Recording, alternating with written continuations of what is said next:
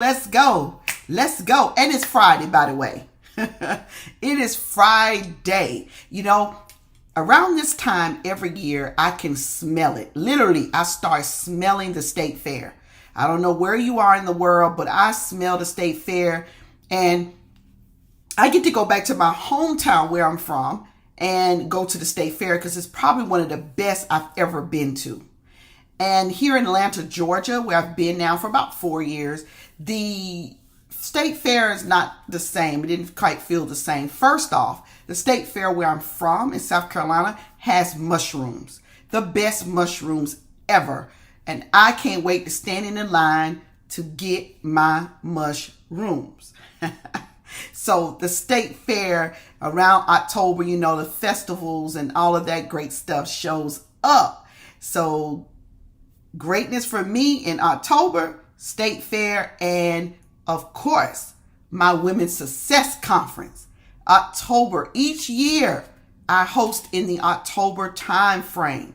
We're falling into something very new, moving forward into something very new, and it's always the perfect time. So I want to welcome you in. You made it to day 8. It feels still like a hike to day 21. But this is the deal. That's how winning is done.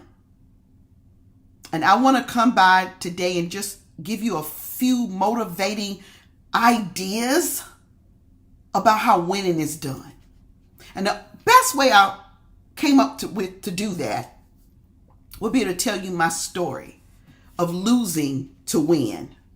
Losing to win. One of my favorite of all times songstress is Fantasia.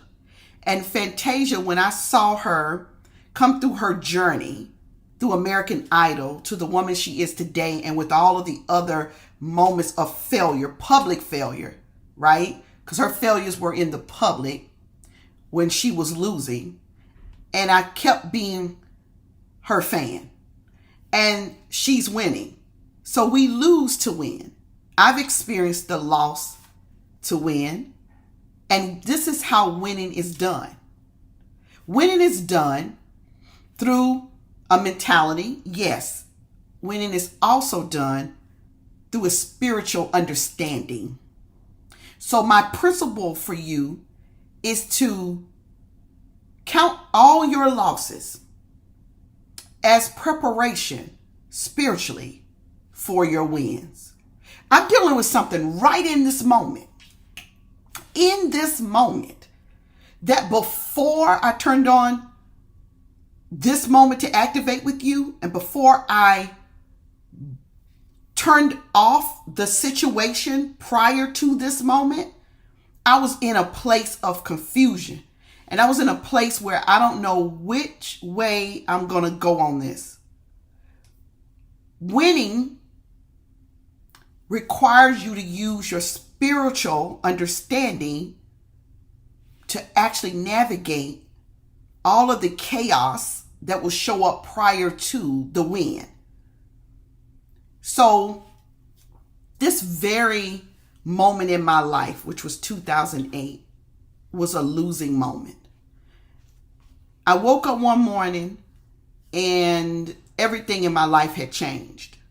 Everything me and my husband had worked for, everything we wanted, everything that we had planned for, everything we were planning for, things that had not even materialized yet, had not manifested yet.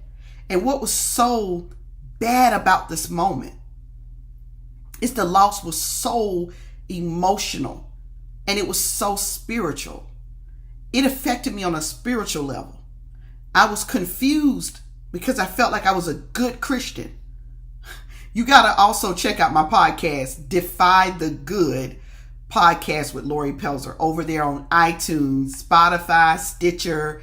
And I'm excited about Defy the Good. She is my new girl. Yes, we are defying everything that good stands for. We have an incredible series we're doing over there. We're activating as well, but you'll hear some different things. It's kind of radical and a little raw over there. It's going to get a little bit more radical and raw because we're in the first 10 episodes. So what happens is I'm trying to get my mojo, right? Trying to get my positioning, my sweet spot. And you want to join me, I want you to join me over there. You definitely, if you're looking for some new, fresh, hot conversations, especially the ones that are to come, we're going to have a whole entrepreneurial series. And I believe it's going to be the hottest one ever, because entrepreneur women, we tend to work in what's good enough. We struggle, even though we took the leap to do this thing called entrepreneurship, we struggle with the big word called failure. We struggle with the ideal of loss. And we never sometime make the big moves collectively. So the big moves scare us. The big ideas, they draw us back sometime, and more so than pulling us forward. So you're going to want to be with me, because that is the next hottest thing coming. And we're going to be in that series for probably 7 episodes, because there's a lot to cover. We're going to get radical. We're going to get raw. I'm going to have interviews with women who defy. Head over there, subscribe to Defy the Good podcast with Lori Pelzer. I will always appreciate you being a part of the journey to greatness with me. Thank you. Thank you. Thank you. This moment, 2008, I was completely spiritually depleted. I did not understand, after being what I thought God wanted me to be, what I learned about being a Christian, what I learned about being great. I just did not know what happened. I understood the markets had crashed. I could feel it back in 2007, early 2007. I remember sharing with my husband kind of the end of 2006, early 2007, that we needed to sell our property. One of our properties, our big house, the big property, big mortgage, and get the money. And they say get the money and run. I felt something. I didn't honor it at the highest level, because I would have stayed in my husband's ear, because he, when I bought it to his attention, he didn't really want to sell. I mean, we just purchased that particular home in 2004 or 5, and it felt too early. But again, that's also when your values go up. I sold real estate for 17 years prior to being an award-winning success and entrepreneur coach for women. I remember the entire experience. And I remember waking up knowing that things had gone bad. And within a year, we were homeless. We were hungry. We were hurting around. With 2 children in college, we were scared. Our marriage was just, we were there with each other. We were trying to get through it all, but we were hit left and right. Everything was happening. My husband, he got sick, had heart failure. And then I became just angry. I didn't know I was angry. I didn't really understand. I thought I had overcome anger. I'm still working through it at that moment. I'm still working through it. I'm going and trying to go, and I'm trying to move. I'm trying to shake, and it wasn't happening. And all I could hear was get still, and I didn't want to be still. I don't want to be still. I come from poverty and teen pregnancy and lack of a father in the home, no father, denied by my father, my mother having her moments of trying to find her way through life, and the struggles and child sexual abuse, and, seeing drugs and alcohol and those things growing up. I've always wanted to outrun that failure. That would, for me, would be failure. So everything that's happening, I don't want to feel it. I don't want it in my cells. I want to go be great. But lo and behold, I would have a different level of awakening in that process. And in that process, I was able to see myself very differently. We're always in a process. We're either coming in a process, going in a process, or coming out of a process. And I was going into another process, a process of where am I going to be inside of me? Am I going to let this loss define me over $1 million of our assets? Am I going to let this loss define me? Am I going to sit inside of this loss? How long am I going to be here? Am I going to drag? Am I going to stay angry? What am I going to do? It feels horrible. It's real. no money coming in. And the money that was coming in was my husband's money that he had from his medical disability. And there was limited real estate closings and real estate funds. So it was, whew, I was scared as a woman. I can remember going in the other room and sleeping in the other room. We finally got an apartment that my daughter helped me sign for. My husband and our credit was both tied to, real estate and our stuff we had for the business. And so we were both heavily affected. I did not understand what was happening still. And then one fateful day, I just got tired, sick and tired. You know that saying, when you get sick and tired of being sick and tired of being sick and tired. That's when you'll do something. Well, that worked for me. My husband was going through. I mean, he was hit left and right. And I think about that time because prior to that time, my husband's ex-Marine. He's Johnson and Wales. He went to Johnson and Wales to learn culinary arts. He's been cooking since he was a little boy. He got this. He's had incredible jobs that he's always been respected. And then one day, he was an incredible real estate agent, made a lot of closings happen, and served a lot of people. And then one day, everything he knew was gone. So while I understood that, and I wanted to be more sympathetic to that, I was dealing with my own stuff, my own fears. I'm a mother. My daughter's in college. She needs things, not just wants. She needs. I'm scared. Our dog had, was with us, and he just wasn't his same self, and I wasn't my same self with him. But one thing for sure, there was this beautiful idea called spiritual awakening. The God, the heavens, the universe was serving me and my family, and I could see glimpses of it some days. Your moment in this activation is to be motivated to win. Win. At what level you choose is your choice. But I say 10x it. I say win and win big. I say win and win great. I say win and win with all of you. I said win and win with nothing holding you back from it. I say win against the odds. I say win and don't look at whether there is this straight line. I said win by putting your hands to work. I said win by allowing yourself to be supported in this moment.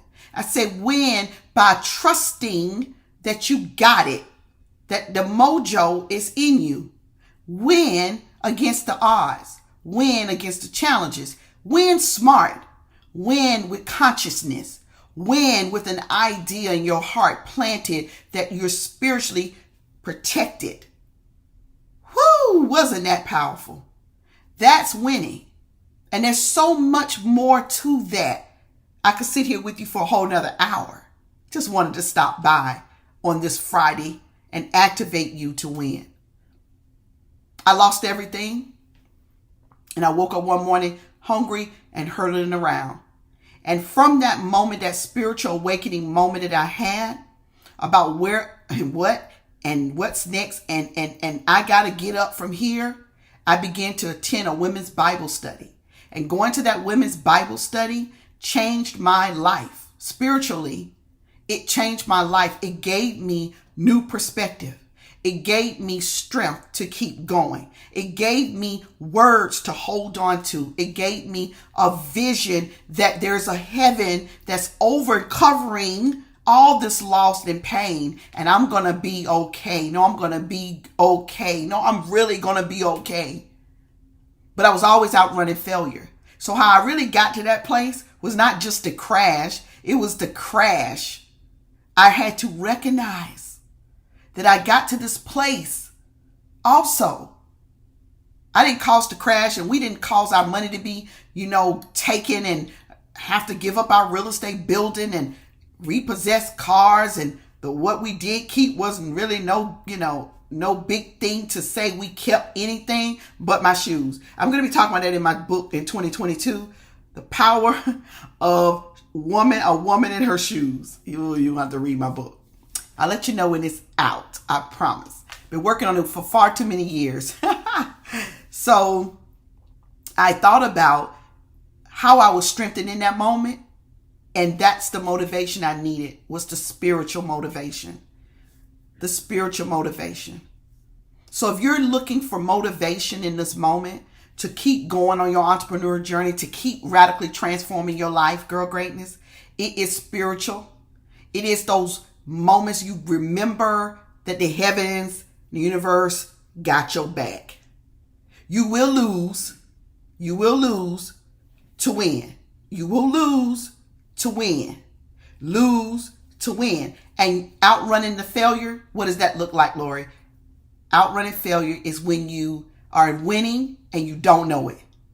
You're winning and you're not recognizing it. You're winning and you don't get it.